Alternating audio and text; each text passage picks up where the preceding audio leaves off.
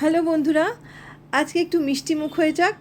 আমি নিয়ে এসেছি কাঁচাগোল্লার রেসিপি। একটা প্লেন কাঁচাগোল্লা যেটা আমি স্যাফরন দিয়ে গার্নিশ করেছি, আর একটা চকলেট কাঁচাগোল্লা। প্রথমেই আমি 1.5 লিটার দুধ ফুটিয়ে নিচ্ছি।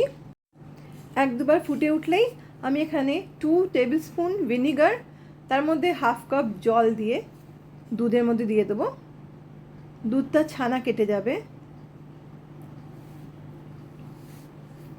এই যে আমি জলটা মিশিয়ে নিচ্ছি, মিশিয়ে দুধে দিয়ে দিচ্ছি।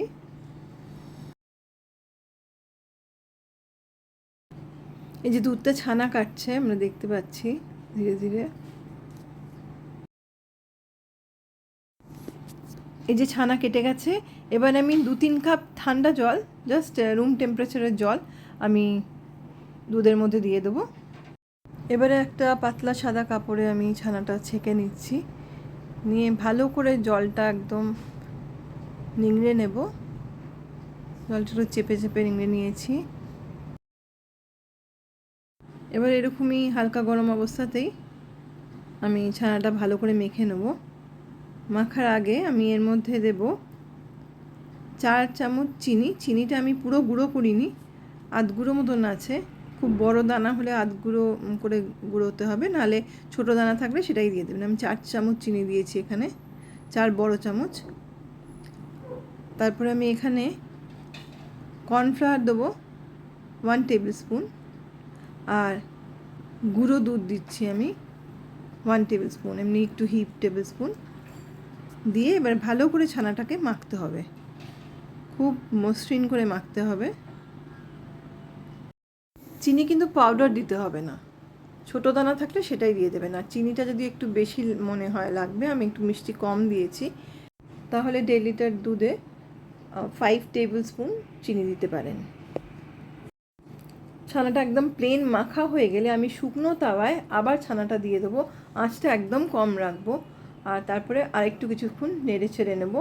যেটুকু ড্রাই হওয়ার সেটা ড্রাই হয়ে যাবে। এবার আমি প্লেন কাঁচাগোল্লা যেটা দিয়ে বানাবো সেই অংশটায় 1 টিস্পুন গোলাপ জল দিলাম। এবারে ছোট ছোট বলের আকারে কেটে নেব।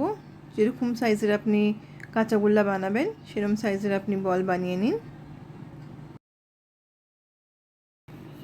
কাঁচাগোল্লাগুলো একদম প্লেন করে গড়ে নিন, 2 হাতের তালুতে দিয়ে। এরম করে একে একে সবগুলো গড়ে নিন।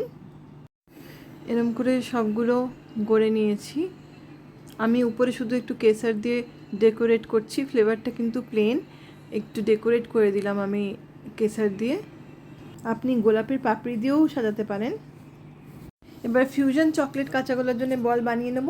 আর চকলেটটা আমি একটা কড়াই এর মধ্যে জল দেব, তার মধ্যে একটা পাত্র বসাবো, বসিয়ে ওতে চকলেট দিয়ে 2-3 মিনিট গরম হতেই নাবিয়ে আমি ভালো করে চামচ দিয়ে নাড়াতে থাকবো, তাহলে দেখবেন চকলেটটা গলে গেছে। এরপরে কাঁচাগোল্লাগুলো ওতে ডিপ করে ভালো করে কোট করে, এরকম করে কোট করে একটা ডিজাইনের মতনও হয়ে যাবে। আর আপনি সঙ্গে সঙ্গে ফ্রিজারে রেখে দিন, ওটা 2-3 মিনিট হলেই এই অবস্থায় বেরোবে। দেখুন কি সুন্দর লাগছে, সেরকম খেতেও সুন্দর হয়েছিল। এই যে কেমন হয়েছে? আবার খাওয়ার মতো হয়েছে। বাহ, আবার খেয়েও। এটা খেয়ে দেখো, ফিউশন চকলেট কাঁচাগোল্লা। বাঞ্ছারামের মতো। বাঞ্ছা আরু